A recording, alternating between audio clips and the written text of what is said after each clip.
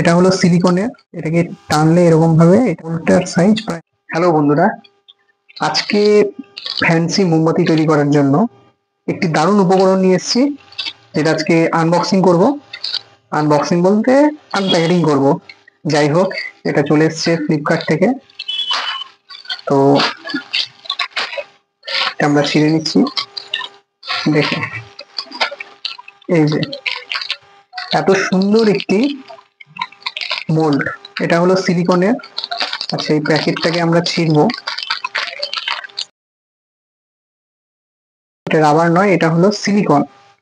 ঠিক আছে, এই সিলিকন, এই যে ছাঁচ, এই ছাঁচের মধ্যে মোমটাকে ঢুকিয়ে, মানে গলা মোমকে এর মধ্যে ঢেলে বিভিন্ন রকম কালার দিয়ে সানফ্লাওয়ার টাইপ মোমবাতি তৈরি করব।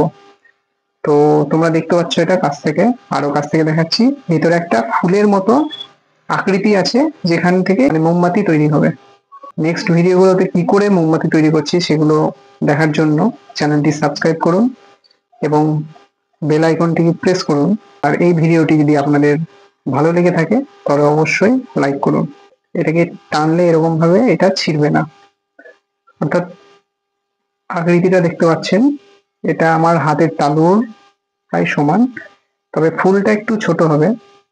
মোলটার সাইজ প্রায় হাতের তালুর সমান, এখান থেকে কিছুটা আইডিয়া পাচ্ছেন।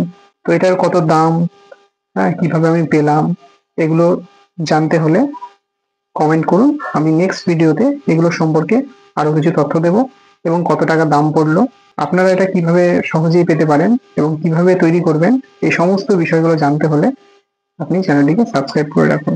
ধন্যবাদ।